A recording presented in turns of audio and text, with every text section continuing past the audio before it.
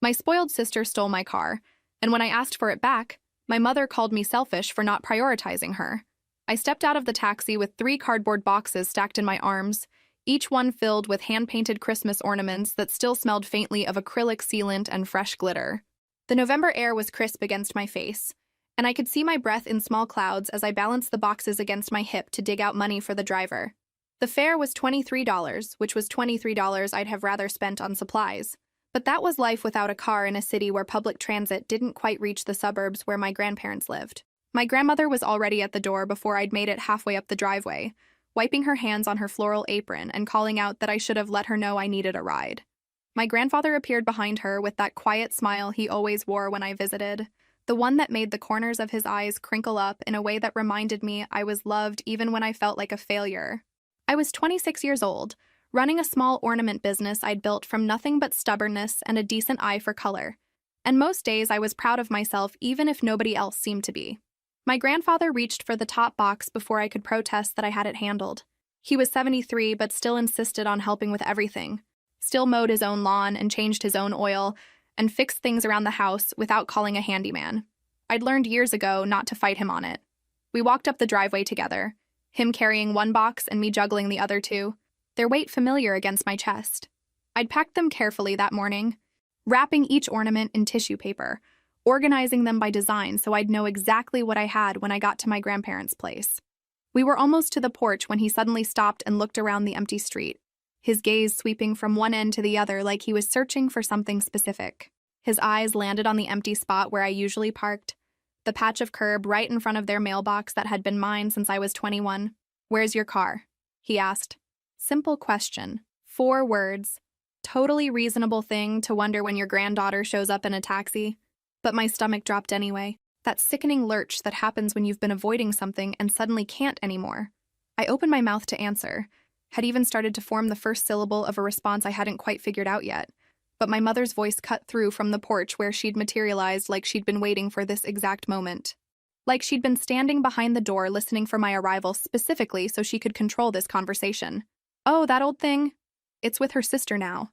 Makes more sense that way," she said, her tone breezy and casual, like she was commenting on the weather or announcing what was for dinner. Like she hadn't just casually referenced the disappearance of my primary means of transportation and livelihood. The silence that followed felt like someone had pressed pause on reality.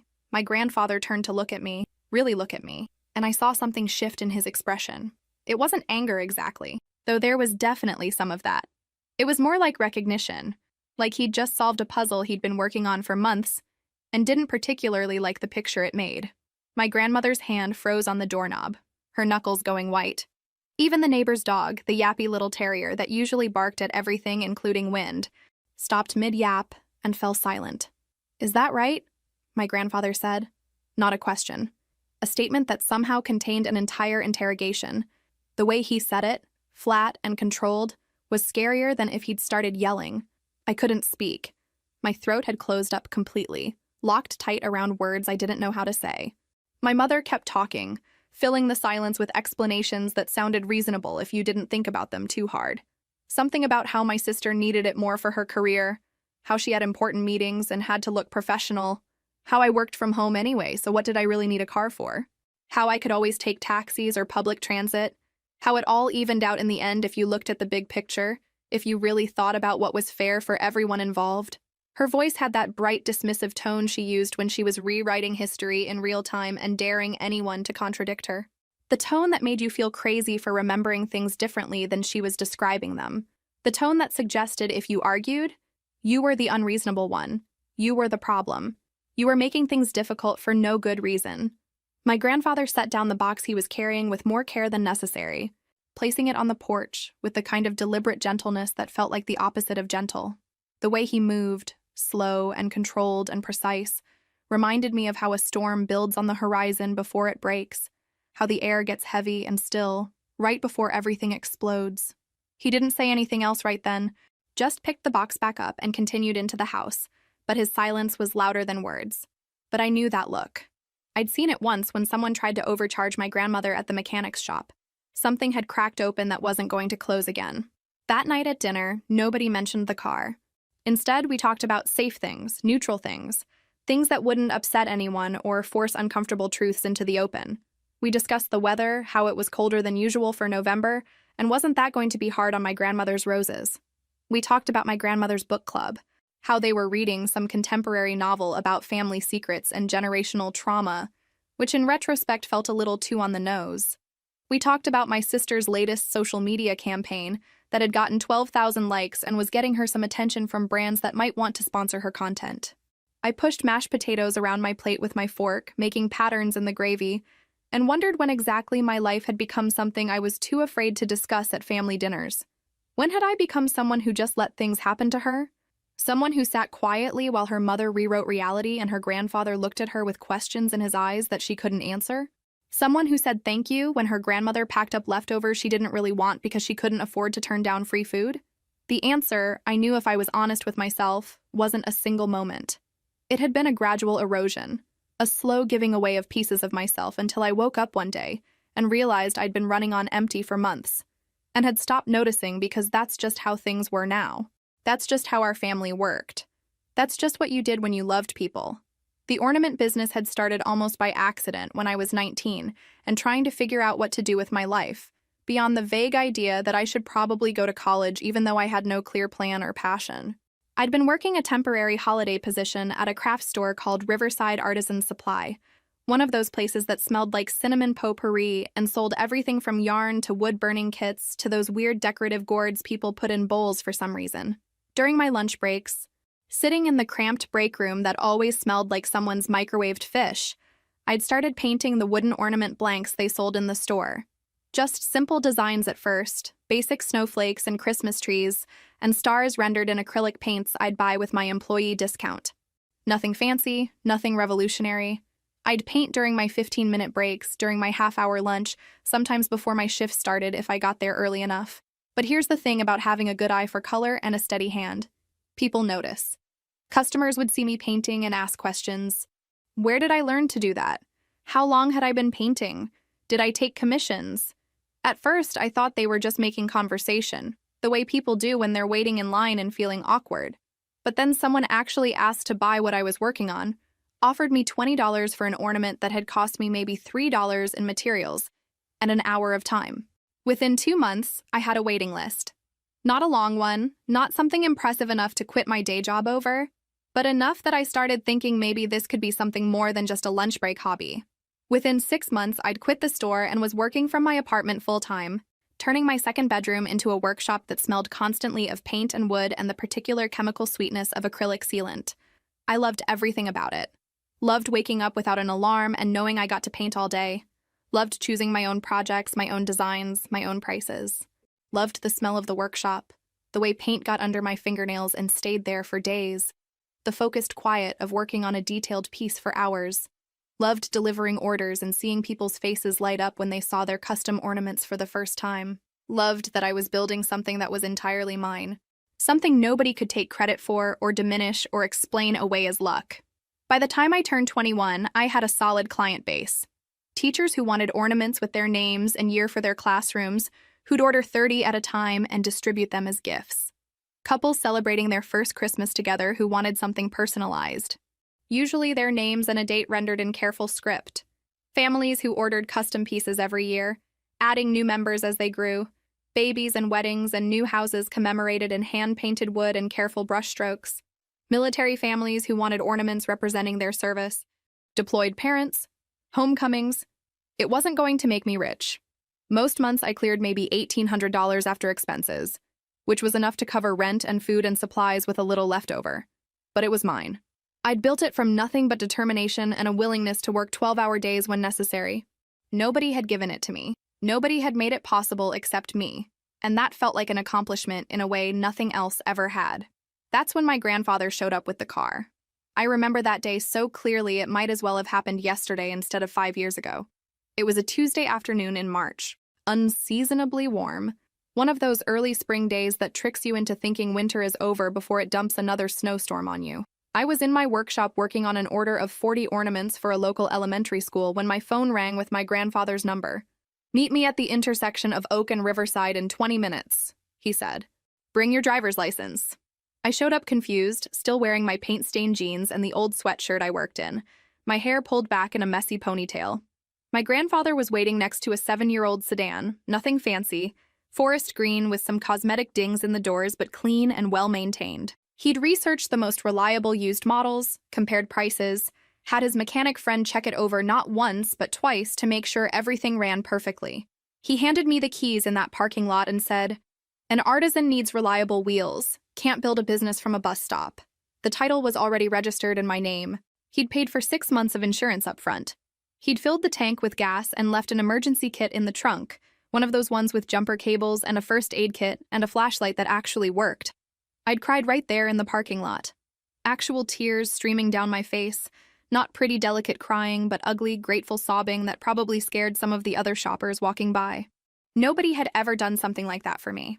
Nobody had ever looked at my little business, my weird, non-traditional path, my determination to make a living painting wooden ornaments, and called it real.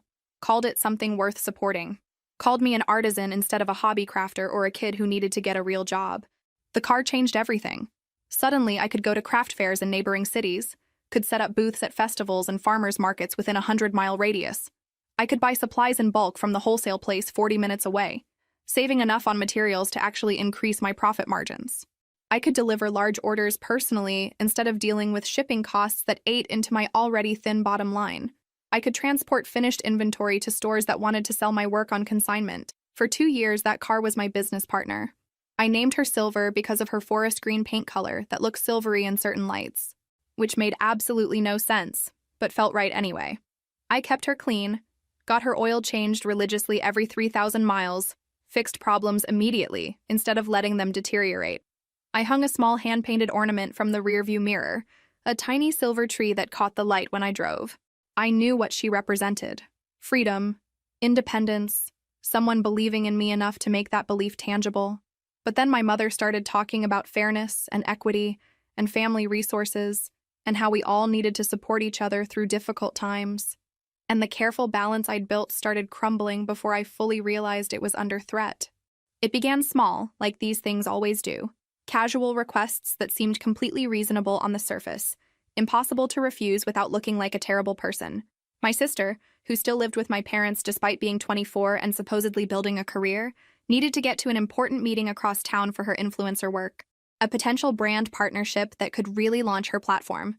Could she borrow the car for a few hours? Of course, I said yes. Family helps family, right? That's what you do. You don't let your sister miss an important meeting just because you're protective of a car. That would be petty and selfish. Then it was, could my sister keep it for the weekend because she had several events lined up for her social media content, and taking taxis between locations would be expensive and eat into her already tight budget. Could I just use public transit or get rides from friends for a few days? It would really mean a lot to her. Really help her career get off the ground. And her career was still new, still fragile, still finding its footing. She needed extra support right now. Surely I could understand that. Then it was, could my sister just use it during the week since she needed it more than I did anyway? And I could have it on weekends when I needed it for craft fairs and markets? That seemed like a fair compromise, didn't it? Everyone gets what they need. Everyone's happy. Why was I being difficult about this? Except weekends were when I had craft fairs. Weekends were when I made the bulk of my sales, when I connected with customers, when I took custom orders and built relationships that translated into recurring business. Weekends were when my business actually functioned as a business instead of just an expensive hobby. When I tried to explain this, carefully and apologetically, because I'd already internalized the idea that my needs were negotiable, my mother looked at me like I was speaking a different language, like the sounds I was making weren't forming coherent words. "But it's just sitting there during the week," she said, her voice full of confused patience, like she was explaining something obvious to a child who wasn't quite grasping a simple concept. "That's wasteful. Your sister is building a career. She needs to look professional, arrive on time, make impressions. You can work from home." The fact that I worked from home because I'd built a business that allowed me to do so, not because I was unemployed and playing around with arts and crafts like some kind of permanent child, seemed to escape her entirely. Or maybe it didn't escape her at all. Maybe she just didn't think it counted. Didn't think painting ornaments was real work. Didn't think the money I made was real income. Didn't think the life I'd built deserved the same respect as a traditional career path with business cards and meetings and LinkedIn profiles. "It's registered in my name." I said weakly, hating how uncertain I sounded, how apologetic. Like I was the one being unreasonable. Grandpa gave it to me specifically for my business. And you can still use it, my mother said, her tone reasonable and patient and completely unmovable. We're just talking about sharing, being flexible, working together as a family. Families share. They help each other out. They don't hoard resources when other people need them. Don't be selfish. Selfish. That word landed like a physical blow, knocked the air out of my lungs like someone had punched me in the chest. I'd been called selfish before, usually when I said no to something my mother or sister wanted. I'd been called selfish when I moved out at 22 instead of staying home to help with household expenses and provide free labor and emotional support. I'd been called selfish when I chose to build my business instead of getting what my mother called a real job with benefits and a retirement plan and a clear path toward conventional success. So I said yes to sharing the car because saying no made me the villain, and I was so incredibly tired of being painted as the villain, tired of being the problem, tired of having to defend my boundaries like they were unreasonable impositions instead of basic requirements for my business to survive. That was March. By April, my sister had changed the insurance to her name without asking me, without even mentioning it until I got a notification from the insurance company about policy changes. By May, she'd stopped asking permission to use it and just assumed it was hers, would get annoyed if I asked about getting it back for a weekend. By June, when I asked a week in advance if I could please have it for an important craft fair, she told me she had plans, and I should have given her more notice. More notice. For my own car. The car that was registered in my name. The car my grandfather had given me specifically for my business. The car that was supposed to be mine. I took the bus to that craft fair, carried everything in a collapsible wagon I'd bought specifically for this new reality I was living in, made half my usual sales because I couldn't bring my full inventory, couldn't transport the larger pieces, couldn't present the professional setup I'd spent 2 years perfecting, came home exhausted and defeated, my shoulders aching from hauling the wagon up and down stairs and through parking lots. When I mentioned it in the family group chat, trying to be casual about it, trying not to sound like I was complaining, my sister sent a laughing emoji and said maybe I needed to get more organized. Needed to plan better, needed to work smarter, not harder. My father sent a thumbs up to her message. Not to mine, to hers. He was always doing that, acknowledging whatever the last person said without actually contributing an opinion. It was his way of being present without taking a side, without risking conflict, without having to actually engage with the uncomfortable reality that his family was falling apart, and he was letting it happen through strategic silence and carefully deployed emojis. I stared at that thumbs up for a long time, sitting in my workshop surrounded by unpacked inventory and a wagon that smelled like bus station and defeat. And I told myself it was fine. Everything was fine. This was just temporary. Things would get better. I just needed to be patient, needed to be understanding, needed to remember that families helped each other, and sometimes that meant sacrifice. The thing about financial abuse, and I can call it that now even though it took me months to accept the term, months to stop flinching away from language that felt too dramatic for what was happening to me, is that it doesn't start with someone emptying your bank account while you sleep. It doesn't start with dramatic theft or obvious crime. It starts with small asks that seem completely reasonable on the surface. Requests you can't refuse without looking like a bad person. Situations where saying no feels impossible because it would make you the problem, the difficult one, the selfish one who doesn't understand what family means. It starts with guilt and obligation and the weaponization of love. It starts with you saying yes because saying no has been made to feel like a moral failing, like evidence that you don't care enough, don't love enough, aren't enough. And by the time you realize what's happening, you're so deep in the pattern that extracting yourself feels impossible.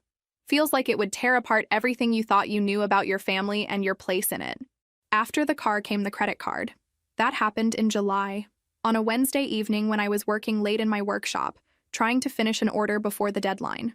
My mother called, and her voice had that tight, stressed quality that immediately made my stomach clench with anxiety. She was behind on the mortgage, she said. Just 1 month, just a temporary thing. My father's commission check had been delayed, or maybe it was smaller than expected.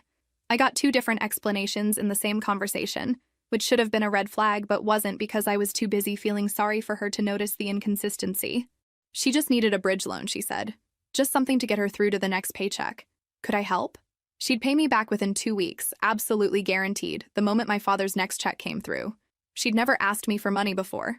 Well, not seriously, not like this. Didn't that mean something? Didn't that prove this was a real emergency and not just her being irresponsible?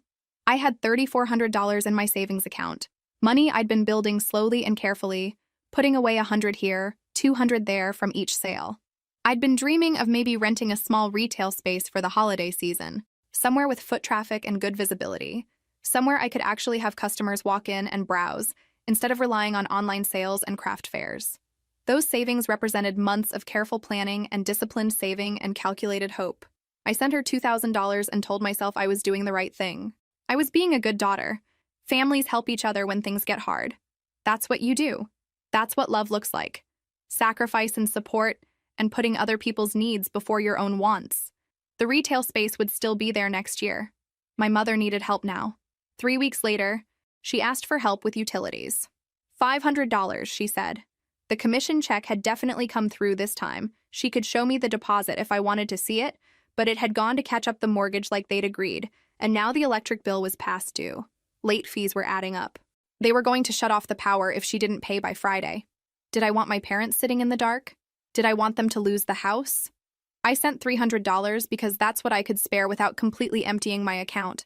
She called me generous and loving and the only one in the family who really understood how hard things were, how much they were struggling, how scary it was to be behind on bills. I felt warm and needed and important. Look at me, helping my family through a rough patch. Look at me being useful, being valuable, being the kind of person who showed up when things got hard. Look at me earning my place in this family through financial contribution. It felt good being needed like that. It felt like finally, I was good enough. Finally, I was the daughter they could be proud of instead of the weird one who painted ornaments instead of getting a real job. Maybe I was making up for all the times I'd disappointed them, all the ways I'd failed to be what they wanted. Maybe this was how I proved I belonged. August brought a new request. She needed a credit card, just for emergencies. Something for gas or groceries if money got tight. She'd pay it off every month, she promised. I'd barely have to think about it.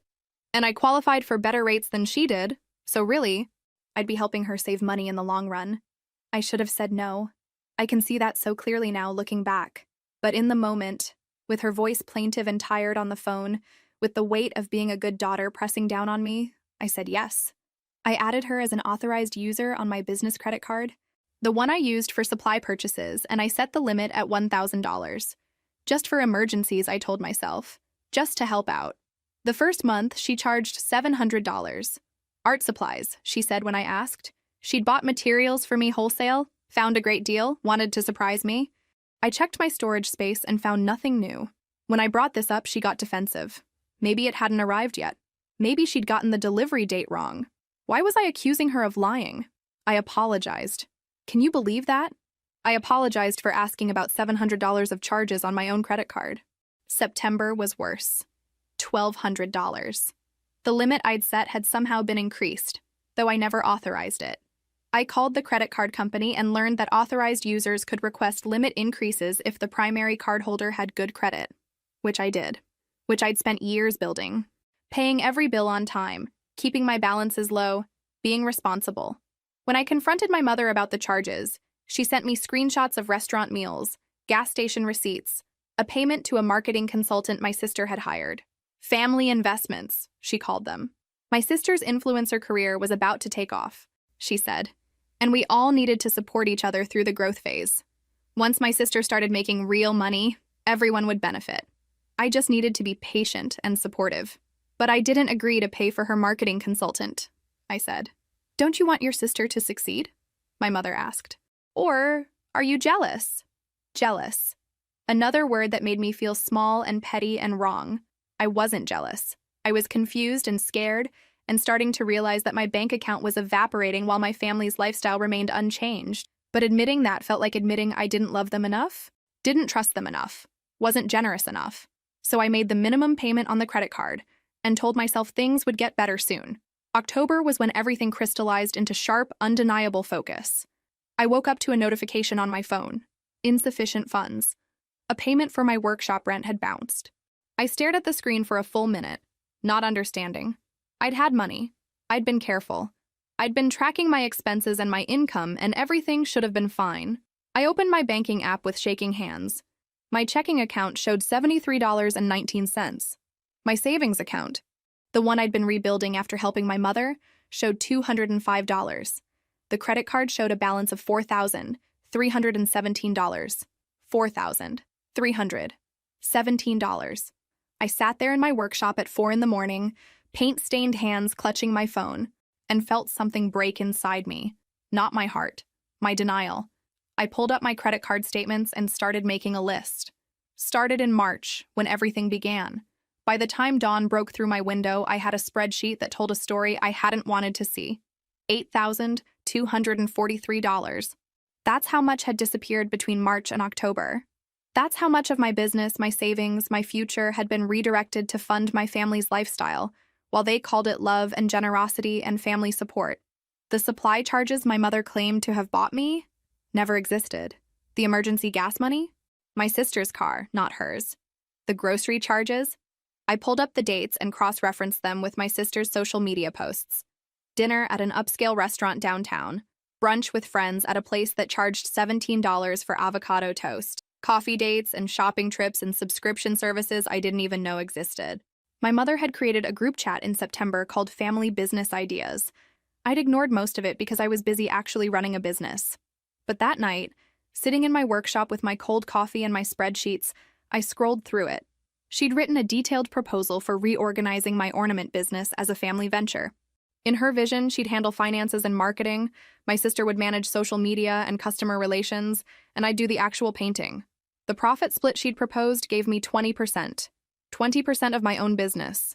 The business I'd built from nothing.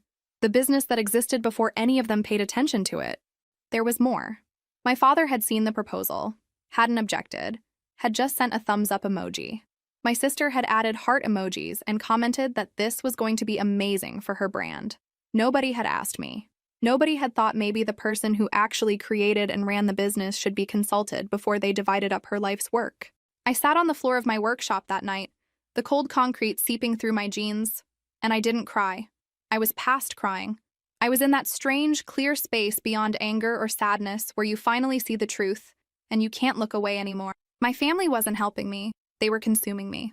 And they'd convinced me to call it love. I didn't sleep that night. I printed out every statement, highlighted every charge, created a timeline that showed exactly how the exploitation had escalated. By 8 in the morning, I had documentation that would make an accountant proud. I also had a decision to make. I could keep going like this, pretending everything was fine, hoping things would somehow get better on their own. I could keep being the good daughter who said yes to everything, who absorbed every cost, who shrank herself smaller and smaller until there was nothing left but an overdraft notice and a family that couldn't understand why I'd stopped painting. Or I could ask for help. My hand shook as I dialed my grandfather's number. He answered on the second ring, voice alert despite the early hour. "I need to talk to you," I said. "And I think I need a lawyer." "Come over now," he said. "I'll put coffee on." When I arrived at my grandparents' house, my grandfather was waiting at the kitchen table with his yellow legal pad and his reading glasses, and the expression of a man who'd been expecting this conversation for months. Next to him was a shoebox labeled financial documents in my grandmother's neat handwriting. "How long have you known?" I asked. "Since the night you came for dinner and couldn't answer when I asked about your car," he said. "Your grandmother and I have been watching, waiting for you to be ready to talk about it." The shoebox contained copies of the title for my car, still in my name, printed screenshots of text messages between my mother and sister that my grandmother had saved from my sister's phone during a family gathering, messages planning how to ask me for money and which story would work best. A ledger where my grandmother had been tracking every request for money I'd mentioned in passing. Every time I'd arrived at their house thinner and more tired. Every holiday where I brought homemade gifts because I couldn't afford bought ones anymore, while my sister showed up in new clothes and talked about her expensive hobbies. "We couldn't intervene until you were ready to see it yourself," my grandfather said. "If we'd pushed, you'd have defended them. You had to get here on your own." I spread my spreadsheets on the table next to his legal pad. Line by line, we went through everything. He asked questions in that quiet, methodical way of his. "What exactly did your mother say when she asked for the credit card? Did you authorize the limit increase? Were these charges discussed with you beforehand? Do you have any written agreement for repayment?" As we worked, he made notes. At one point, he looked up and said, "This has a name. What your family is doing. It's called financial abuse. They're using your love and your sense of obligation to subsidize their lifestyle. They're calling it family support, but it's theft dressed up in guilt and manipulation. Hearing it said out loud like that, clinical and clear, should have hurt. Instead, I felt something like relief. It wasn't just me being oversensitive. It wasn't me being selfish or ungenerous. It was real, it had a name, and other people recognized it as wrong. "What do I do?" I asked. My grandfather sat back in his chair and studied me. "That depends. What do you want?" I'd been so focused on what everyone else wanted from me that the question felt foreign. What did I want? I wanted my car back. I wanted my business to be mine again. I wanted to sleep at night without calculating which bill I could skip. I wanted to paint ornaments without wondering if the supplies I bought would be listed as a family expense in my mother's imaginary business plan. I wanted my life back. "I want it to stop," I said. "All of it. I want boundaries. I want my car. I want them to stop using my credit card. I want my business to stay my business, and I want them to understand that what they're doing is wrong." My grandfather nodded. "Then here's what we're going to do." We spent the next 3 hours building a plan. It was specific, it was clear, and it felt like putting on armor after years of walking around defenseless. First, I'd secure everything. Change passwords, cancel the credit card, close the joint account I'd opened with my mother for emergencies that had somehow become her personal slush fund. Second, I'd send a formal message demanding the return of my car, including copies of the registration and a deadline. Third, if they didn't comply, I'd report it to the police as a stolen vehicle. Fourth, we'd prepare for the fallout. "They're not going to like this," my grandfather said. "They're going to call you selfish and ungrateful. They're going to tell you that you're ruining the family.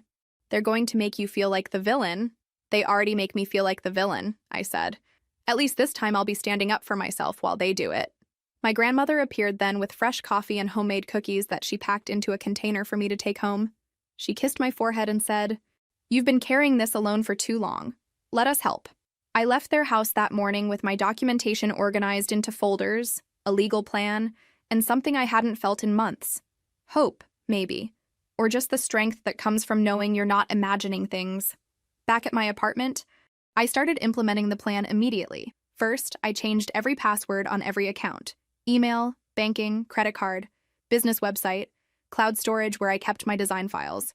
I enabled two-factor authentication on everything. Then I called the credit card company and explained that I needed to remove my mother as an authorized user and close the account. They asked if I wanted to transfer the balance to a new card. I did, because I still had to pay it off, but at least now it would stop growing. Next came the hardest part. I opened a new text message to my sister and stared at the blank screen for 10 minutes before I started typing. The message I finally sent was formal and clear. I explained that the car was registered in my name, that it was given to me specifically for my business by our grandfather, and that I needed it returned to me by Friday at 6 o'clock in the evening. I included a photo of the registration as proof. I explained that if the car was not returned by that deadline, I would report it as stolen and provide the documentation to the police. I kept emotion out of it. Just facts and consequences. I sent similar messages to my mother about the closed accounts and canceled cards. I explained that I could no longer provide financial support, that the money taken without my authorization had severely damaged my business, and that moving forward, my finances were private and off limits. I didn't apologize. I didn't explain. I just stated the new reality. Then I turned off my phone and went to work. I had a holiday market coming up that weekend, and I needed inventory. So I painted. I painted Christmas trees and snowflakes and stars and reindeer. I painted first homes and new babies and family names in careful script. I painted until my hands cramped and my back ached and my phone stayed dark and silent where I'd left it. Thursday morning, I turned my phone back on. 63 messages waited for me, mostly in the family group chat. My mother said I was being dramatic and cruel. My sister said I was overreacting and that she was just borrowing the car, not stealing it. My father sent a message that just said, "Can we all calm down and talk about this reasonably?" followed by 6 question mark emojis. My mother's sister, who I barely spoke to, had been added to the group chat and was demanding to know why I was upsetting everyone during the holidays. There were voice messages too. My mother crying about how hard things were, how she'd only been trying to help coordinate family resources, how I was making her feel like a criminal. My sister angry, asking if I was seriously going to call the police over a car that I barely used anyway. My father mediating, suggesting we all take a breath and remember that we loved each other. I read it all, absorbed it, and then I muted the group chat and didn't respond. Instead, I focused on getting ready for the market. I packed up my inventory carefully, organized my price signs, checked my change box. Without the car, I had to arrange for a friend to give me a ride and help me transport everything. It was humbling, asking for help, explaining that my family had taken my vehicle and I was in the process of getting it back. But my friend just nodded and said, "Friday at 3? I'll bring my truck." Friday afternoon arrived cold and clear. I worked until 2, then showered and changed into clean clothes. My friend picked me up at 3, and we loaded up everything I needed for the market the next morning. Then I asked if we could drive to my parents' house. "You sure you want to do this?" my friend asked. "No," I said, "but I'm doing it anyway." We arrived at 5:40, 20 minutes before my deadline. My sister's car, the one she'd bought last year with money I now suspected came from charges to my credit card that were labeled as other things, sat in the driveway. My car was nowhere in sight. I texted my sister, "I'm outside. 20 minutes until 6 o'clock. No response. At 5:55, my mother opened the front door and walked toward my friend's truck. I rolled down the window. "This is ridiculous," she said. "You're going to call the police on your own sister? Over a car?" "It's my car," I said. "I need it for my business. It needs to be returned." "She'll bring it back on Monday," my mother said. "She needs it for the weekend." "I need it for the weekend," I said. "I have a market tomorrow. It was given to me for my business. The deadline is in 5 minutes." My mother's face hardened. "You're really going to do this? You're really going to choose a car over your family?" I could feel my hands shaking, but my voice came out steady. "I'm choosing my business and my independence. You're the ones who decided to take something that wasn't yours." At 5:58, my sister came out of the house. She walked toward the truck with my car keys dangling from one finger, moving slowly like she was granting me a favor instead of returning stolen property. She tossed the keys through the open window. They hit my lap and fell onto the seat. "Happy now?" she said. "Hope your stupid ornament business is worth losing your family over." She walked back toward the house without waiting for an answer. My mother followed, casting one last disappointed look over her shoulder. The door closed, and I was left sitting in my friend's truck, holding my keys, shaking so hard I could barely breathe. "You okay?" my friend asked. "No," I said, "but I got my car back." We drove to where my sister had parked it 3 blocks away, like she'd been planning to make me walk. I checked it over carefully. My supplies were gone, the decorative seat covers I'd installed were missing, there were stains on the back seat I didn't recognize, and someone had clearly been eating in it because there were crumbs everywhere. But it was there. It was mine, and I had it back. I sat in the driver's seat alone after my friend left, forehead pressed against the steering wheel, and cried. Not pretty crying. Ugly, shaking, snot running down my face crying. I cried for the relationship I'd wanted with my family, and clearly would never have. I cried for the money I'd lost and the time I'd wasted trying to be good enough. I cried because I'd won, but it felt like losing. And then I stopped crying, wiped my face, and drove home. The holiday market that weekend was good. Not great, but good. I made enough to cover my costs and put a little extra aside. People asked about my ornaments, complimented my technique, placed orders for next year. I smiled and talked to customers and packed purchases carefully. I pretended I was fine, and by Sunday evening, the pretending felt a little more like truth. The following Tuesday, my grandfather called a family meeting. Nobody had heard from him since the car situation. Nobody knew that he'd been helping me document everything, that he had copies of statements and messages and proof of every request for money and every charge on my credit card. When he called and said we needed to talk, everyone came because when my grandfather said it was time to talk, you showed up. I arrived at my grandparents' house at 10 in the morning to find both my parents already there, sitting stiffly in the living room. My sister came in 5 minutes later, still wearing the sullen expression she'd had when she returned my keys. My grandmother served coffee and pastries that nobody touched, and then my grandfather came in with 2 manila folders. He didn't sit down. He stood at the head of the room like he was leading a business meeting, which in a way, I guess he was. He opened the first folder and began. "I'm going to walk through some numbers," he said, "and everyone is going to listen without interrupting." He went through every transaction, every request for money, every credit card charge, every time my mother had asked for help with utilities or groceries or unexpected expenses. He showed the escalation pattern, how the requests had gotten larger and more frequent. He showed my sister's social media posts dated the same days as emergency charges on my credit card, posts about expensive restaurants and shopping trips. My mother tried to interrupt 3 times. My grandfather held up his hand each time and kept going.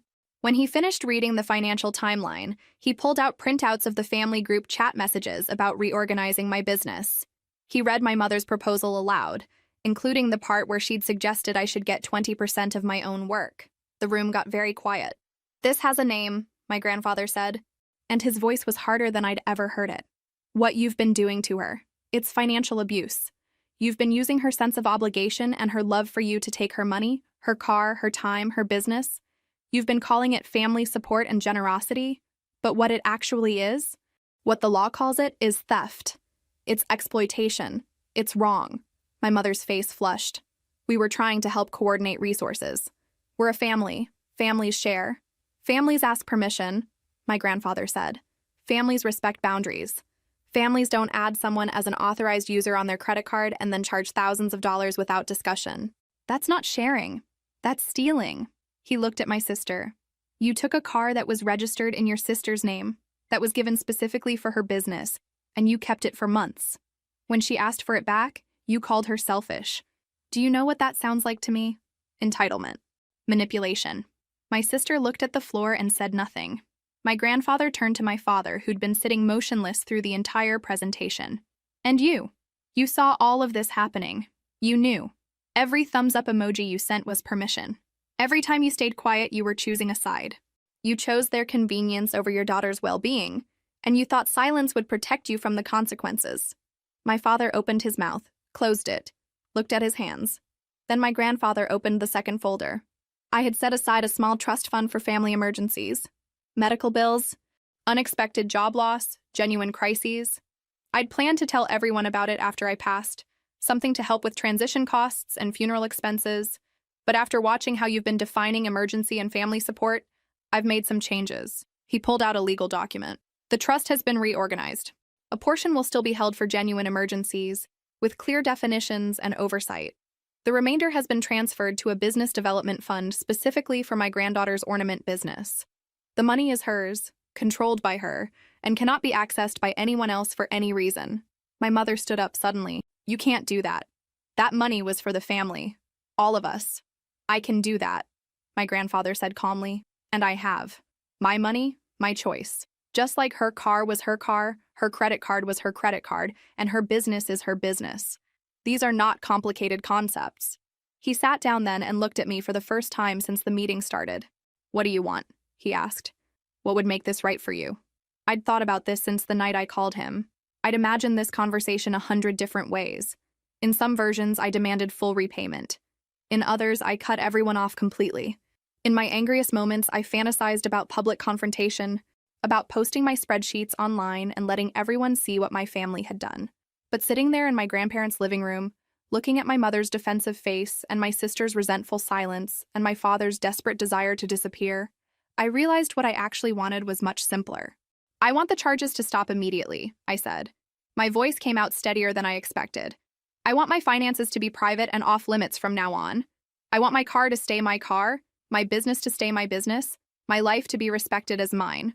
And I want a payment plan to compensate for some of what was taken without my permission. We can't afford a payment plan, my mother said immediately. You could afford restaurants and marketing consultants and shopping trips, I said. You can afford $100 a month. That won't even cover half of what you took, but it's something. And it acknowledges that what happened was wrong. My sister finally looked up. What if we say no? Then I take this documentation to a lawyer, I said. And we find out what a judge thinks about unauthorized credit card use and financial exploitation of family members. Your choice. The silence that followed felt like standing on the edge of a cliff. Everything could have broken completely in that moment. Instead, my mother signed a paper my grandfather had prepared, acknowledging the debt and agreeing to monthly payments. My sister signed too, though she did it without looking at me. My father signed last, his signature shaky and small. That should have been the end of it. Dramatic confrontation, signed agreements, everyone goes home and rebuilds from here. But life doesn't work in neat story arcs. And families are complicated even when you think you've drawn clear boundaries. The payments came for 3 months. $100, transferred on the first of each month like clockwork. Then February passed with nothing. March came and went. April arrived empty-handed. I could have chased them, could have sent reminders, called my grandfather, threatened legal action. But sitting in my new workshop space, the one I'd rented with money from the trust fund, I realized something. I didn't want the money. I'd never really wanted the money. What I'd wanted was acknowledgement, respect, some sign that they understood what they'd done was wrong. I'd gotten the acknowledgement in that meeting. The signature on that paper, even if the payment stopped, was proof that they knew, proof that someone else saw it and agreed it was wrong. That was enough. I focused on my business instead. The trust fund had given me options I'd never had before. I rented a small studio space with big windows and good light. The location was perfect, right in the arts district where tourists wandered on weekends. I set up my painting station in the front window where people could watch me work. I hired a teenager from the neighborhood to help with prep work and packaging 3 afternoons a week. In April, the local newspaper did a story about small businesses in the arts district. The photographer came on a day when I was painting a custom order, and he captured my hands mid-brush stroke, permanently silver from years of metallic paint that never quite washed out completely. The article called me an artisan, called my work unique and personal, called my business thriving. I hung the article on my workshop wall and looked at it sometimes when I needed reminding that I'd built something real. My father started showing up in May. Not regularly, not dramatically, just occasionally. He'd walk into the shop when I was painting, browse the displays like a customer, eventually buy something. He always paid in cash, always chose the most expensive ornaments. He'd hand me the money without meeting my eyes and mumble something about sending it to a cousin for their new baby or a friend who was moving. Maybe he was telling the truth. Maybe he was just trying to funnel money to me in a way that didn't require him to admit he was trying to make amends. Either way, I accepted the cash and thanked him for his purchase and pretended we were just shopkeeper and customer. One afternoon in June, while I was wrapping up a set of ornaments he'd bought, he cleared his throat. "I should have said something," he said to the counter. Not to me, to the counter. "When it was happening, I should have stood up for you." I finished tying the ribbon around the box before I answered. "Yes, you should have." "I was trying to keep the peace," he said. "You were trying to avoid conflict," I said. "Those aren't the same thing." He nodded slowly, picked up his package, and left. But he came back 2 weeks later and bought more ornaments, and 2 weeks after that, and again in July. I didn't forgive him exactly, but I didn't turn him away either. What we had wasn't a relationship, but it wasn't nothing. It was something small and careful being built in the space where silence used to live. My sister came into the shop once in August. I was in the middle of helping another customer, and I saw her walk in out of the corner of my eye. She browsed the displays, picked up ornaments, put them down again. She watched me work for a while, saw me laugh with my teenage assistant, saw the workshop that was actually thriving. When the other customer left, my sister came to the counter with 3 ornaments in her hands. She paid the full price without asking for a discount, without mentioning that we were family, without expecting special treatment. "These are good," she said, wrapping her purchases carefully in the tissue paper I provided. "Really good." "Thank you," I said. She paused at the door. "I'm sorry," she said. Not elaborate, not explaining, just those 2 words. "I know," I said. She left and didn't come back, but I kept the receipt from that sale, folded it carefully, put it in the drawer where I kept important documents. Sometimes sorry doesn't fix things, but it still matters that it was said. My mother never came to the shop. The payments never resumed. We didn't speak for months, and when we finally did, at my grandmother's birthday dinner in September, it was polite and distant. She asked how business was doing. I said it was going well. She commented that my sister's influencer career was really taking off now. I said that was nice. We ate cake and made small talk and hugged goodbye like acquaintances instead of mother and daughter. Maybe someday we'd rebuild something real. Maybe we wouldn't. I'd stop trying to predict or control it. What I'd learned was that I could survive without their approval, could build a life without their support, could be happy without their validation. That knowledge sat different in my chest than the desperate need to fix things that I used to carry around. On December 1st, I looked at my calendar and realized it had been a year since that night in my workshop when I'd finally faced the truth. A year since the spreadsheet, since the call to my grandfather, since I'd started taking my life back piece by piece. My business had grown. I had contracts with 3 local boutiques to sell my ornaments year-round, not just at Christmas. I'd started teaching weekend workshops, showing other artists my techniques. My teenage assistant was talking about art school, and I was writing her a recommendation letter. I'd hired an accountant to help manage my taxes and keep my finances organized. I'd opened a retirement account. I had health insurance. I slept in a bed instead of on the workshop floor. I painted an ornament for myself that December, something I rarely did. A simple design, just a silver tree on a white background, with the date painted in careful script. I didn't hang it on a tree because I didn't have a tree that year. I hung it on the wall of my workshop, next to the newspaper article and the receipt from my sister's purchase, and the first dollar I'd earned after getting my car back. These were my markers, my reminders. My proof that I'd survived something that could have destroyed me and had come out the other side with a business, a purpose, and a life that was finally completely mine. My grandfather came by the workshop one afternoon in mid-December. He wandered around looking at my displays, picked up ornaments, and examined them closely, asked questions about my process. When he was ready to leave, he stopped at the door. "I'm proud of you," he said. "Not just for the business, for standing up, for knowing when enough was enough, for being strong enough to choose yourself." I hugged him tight. This man who'd given me a car and a trust fund and his unflinching support when I needed it most. "Thank you," I said, "for seeing what was happening, for helping me see it too, for not giving up on me." "Never," he said. "You're an artisan, and artisans need reliable wheels, good tools, and people who believe in their work." After he left, I stood in my workshop with my inventory and my employee schedule and my business plan for the next year. I thought about the girl who'd stood in her grandparents' driveway 2 years ago, unable to explain where her car was. The girl who'd said yes to everything because saying no felt impossible. The girl who'd believed that love meant giving until there was nothing left to give. That girl was gone. In her place was someone harder and softer at the same time. Someone who knew the difference between generosity and exploitation. Someone who could say no without guilt, who could set boundaries without apology, who could build something beautiful with her own 2 hands and not feel obligated to share it with people who only wanted to take. I'd lost a family dynamic I'd thought I needed, but I'd gained myself back. My independence, my business, my peace, my future. And every time I looked at my permanently silver hands, I remembered that some marks aren't damage. They're proof that you showed up, did the work, and became exactly who you were meant to be. That was enough. I was enough. And my life, this small, beautiful life I'd built from scratch and defended with everything I had, was finally and completely mine.